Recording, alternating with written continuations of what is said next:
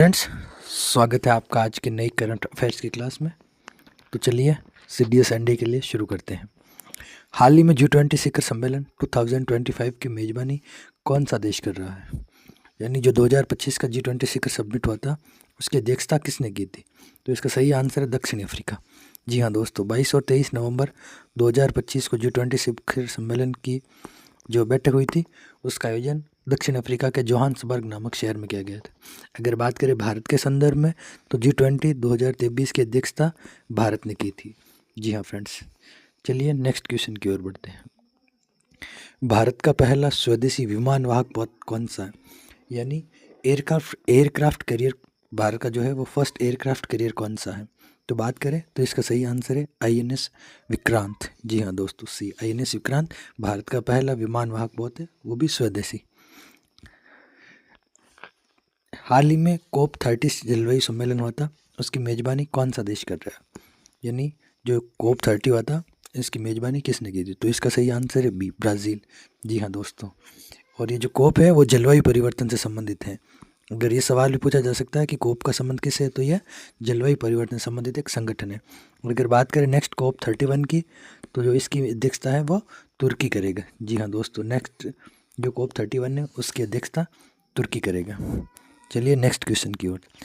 भारत के वर्तमान CDS यानी चीफ ऑफ डिफेंस स्टाफ कौन है? तो दोस्तों, भारत के जो वर्तमान में चीफ ऑफ डिफेंस स्टाफ है वो जनरल अनिल चौहान है। जी हाँ दोस्तों, वर्तमान में चीफ ऑफ डिफेंस स्टाफ जो इनका कार्यकाल था, हालांकि वो 24 सितंबर को समाप्त होने वाला था 2025 में, परंतु 30 मई 2026 तक इनके कार्यकाल में बढ़ोतरी की गई। जी हाँ दोस्तों, और अगर बात करें भारत के पहले CDS कौन थे, तो भारत के पहले CDS जनरल विपिन रावत। हाल ही में किस देश ने ब्रिक्स की अध्यक्षता संभाली? यानी 2025 में किस देश द्वारा ब्रिक्स की अध्यक्षता की गई? तो जो 17वां समिट था ब्रिक्स का, उसकी अध्यक्षता ब्राज़ील ने की है। अगर बात करें 18वें की यानी नेक्स्ट सेशन में, तो नेक्स्ट सेशन में इंडिया जो है वो ब्रिक्स की अध्यक्षता करेगा। चलिए अगले क्वेश्चन की ओर। मेक इन इंडिया 2.0 जो है इसका मुख्य उद्देश्य क्या है? यानी मेक इन इंडिया 2.0 का मुख्य उद्देश्य जो है वो निर्माण को बढ़ावा देना।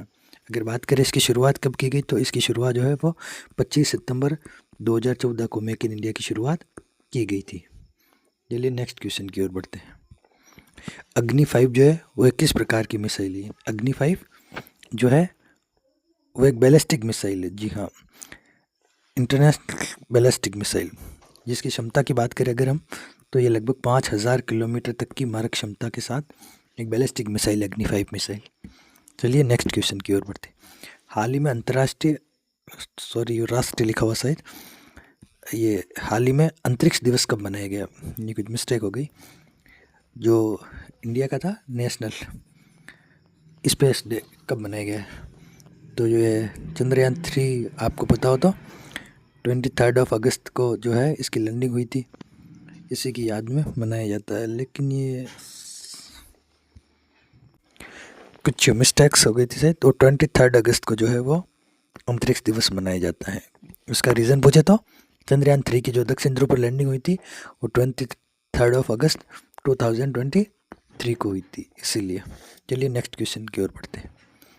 हाल ही में इसरो का जो मिशन सूर्य है वो, यानी हाल ही में इसरो का कौन सा मिशन है जो सूर्य के अध्ययन से जुड़ा हुआ है?